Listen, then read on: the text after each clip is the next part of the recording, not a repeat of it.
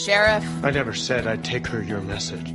Assassin. If you make me kill you, you will not go alone. Gay photographer. So still deciding if you're gay? And a guy who's falling for his dead best friend's fiancée. Tragic widow, right?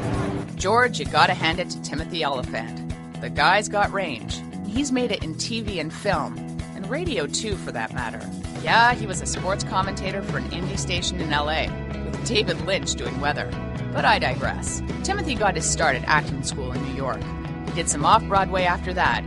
Then in '96, broke onto the big screen with a small part in The First Wives Club. I think we go for grotesque. But his real breakthrough came a year later. Scream 2.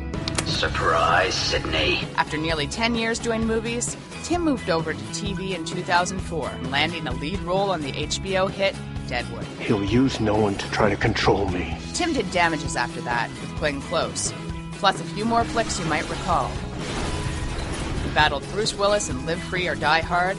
I am doing the country a favor. And was the hitman in the video game-inspired Hitman. He actually found out he got that role by reading it on Google. These days, Timothy is a modern-day cowboy at the center of a new FX series, originally called Lawman, now called Justified. And in his latest flick, High Life, he plays an orderly addicted to morphine who gets caught up in a heist gone wrong. How far do you guys think you're gonna get in a stolen armored truck? Everybody, please say hello to Timothy Olyphant. Welcome. Thank you. How are you? I'm good, thank you. How are you doing? I'm very well, thank you. Very well. I mean, I don't know how research intensive you are when you pick a character, but, you know, getting to play a morphine addict, robbing ATM machines has got to be a kind of fun place to go. It was a good gig. It was good. Yeah.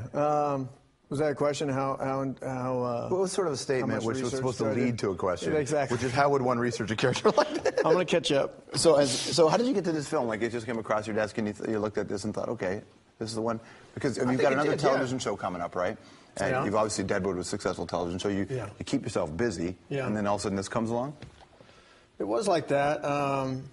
As I recall, it was just a simple, your agent, sends you a script and said, I think it came, it's all, there's certain ones you're jumping through hoops for and you're auditioning for, you're having meetings for, and then there's some that come and say, this has been offered to you. This was one of those. They said, take a look at it. Sometimes these things, too, they come like, I don't think you're going to want to do it, but take a look at it. It's a little tiny movie. Yeah. But I read it, and you kind of go, no, there's no reason not to do it. It's so smart and so well written. And, movies like this provide an opportunity to do things that you oftentimes don't get to do. It was funny, extremely funny and extremely smart. And scenes that really breathed, scenes like, I think we shot a scene that lasted like 20 minutes. That there's a thing in the movie where it's just four guys in a car. It's based on a play, the film. So, and then Gary did this great job of adapting. He essentially took the play and that's sort of the second act, and he kind of put a first act and a third act around it. And this is the scene where you're staking out the bank? So the scene where we're staking out the bank, that's a huge portion of what the play is. Just four guys in a car talking about robbing a bank. And in the movie, people get in and out of the car, and you follow those people.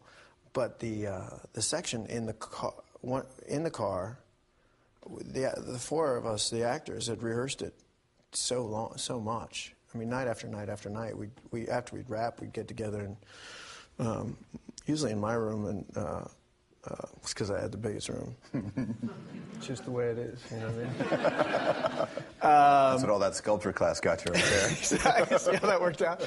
I got an email from a buddy of mine from college. He goes, let me get this right. You went through college painting naked chicks, and now you're a movie star? So how'd that work out? Well, one of the actors in this is Russell Sutherland, who's a Canadian. Yeah, he's great. He's a really great actor. actor. He's fantastic in this film. Fantastic. You've been in films where the ensemble is important. When you get 4 or 5 guys in, what happens when one of those actors doesn't fit with it? Because actors, like anybody, there can always be somebody who's a little bit off. What is it like when you put 4 guys in a room like that and you're like, I don't know if this is even going to work? Well, that's kind of how it goes. But, when the material's good, it makes it really easy. And in this case, we really Rehearsal was a blast. Rehearsal was fun.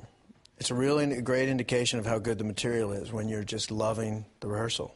You're a celebrated actor and such, but the reason that we really wanted you on the show, because I used to listen to you do sports on a morning radio show in Los Angeles. You did it every day. Thank you very much. Appreciate you listening. You're a swimmer. You're an athlete. I was. Indy 103 was named by Rolling Stone the radio station of the year in America. Like, it was a station that... It was a great station. Had done something that no one else I was proud had to done. be part of it, yeah. And then Joe Escalante is the bass player for the Vandals. He hosted a morning show, and he and I met, and I thought...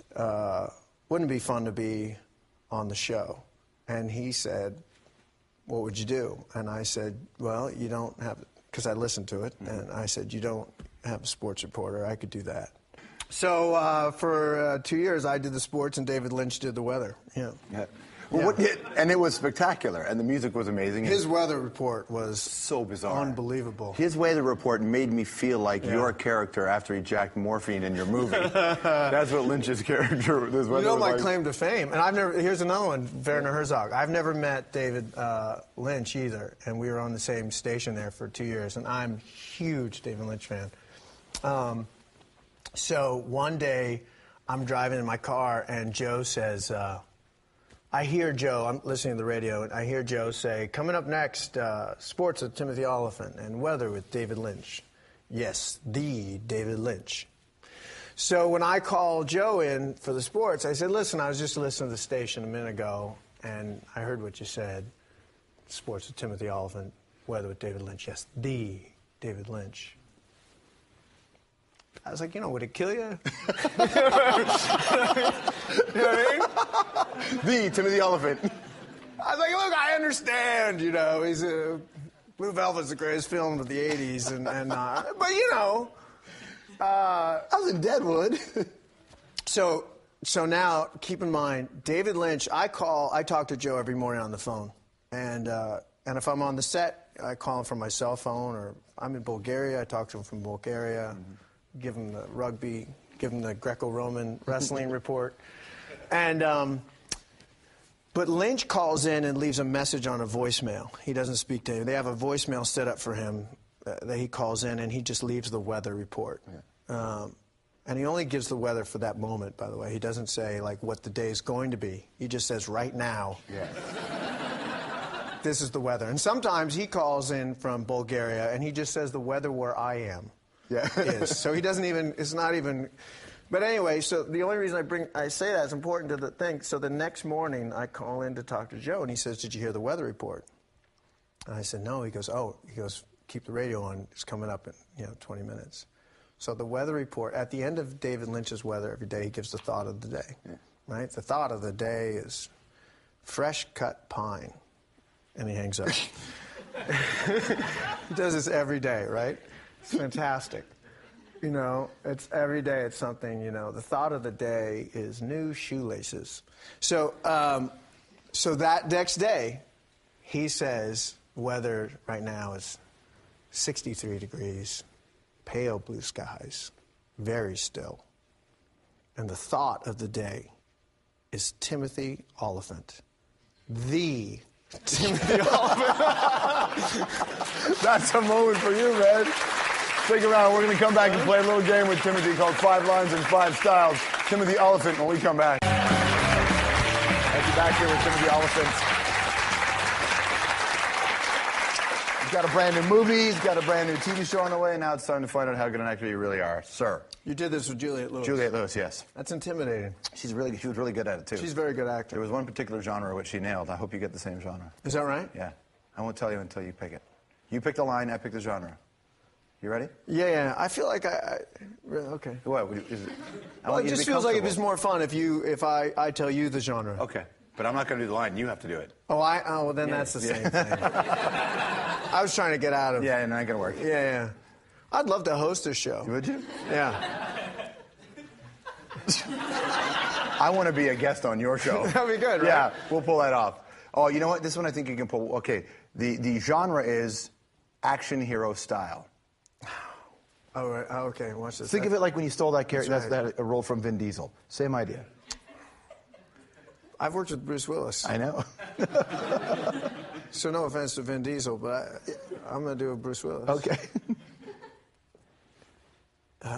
Hey, you call this a muffin? I don't know.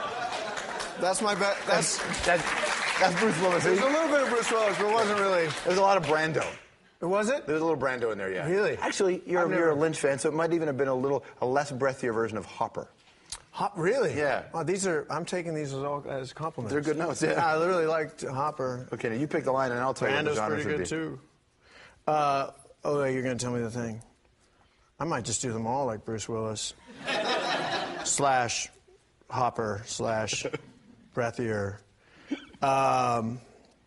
Yeah, go ahead. Okay, this is the one that Juliette Lewis got. Oh, it is? Yes. Oh, see, now that's... Dude, you can pull it off. I mean, this is your life right here. She's really talented. You're going to do it, whatever that line is, an after-school special. Oh, really? Yeah. Okay, tell me if you can... an actor comes to mind, too, when I think of that. And he's not... Ready? I have nipples, Greg. Would you milk me?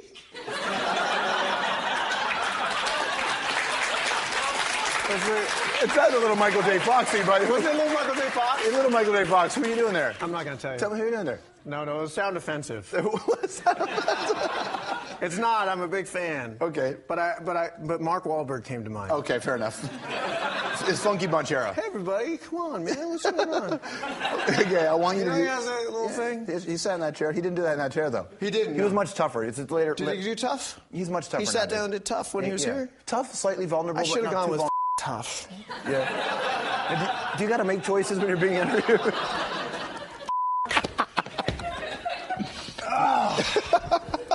All right, so this one Let's you're go going to do... tough. Okay, try this. Heartbreaking melodrama style. Heartbreaking melodrama. Yeah, you got to be really melodramatic. God damn. Show me how you would... give me a... You think I'm foolish? I feel like you need to... I'm not going to fall for that.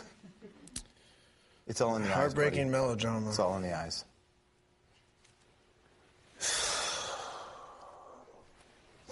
But I don't want to put my leg on the table. The film was called High Life. Check it out. Timothy Olyphant, everyone.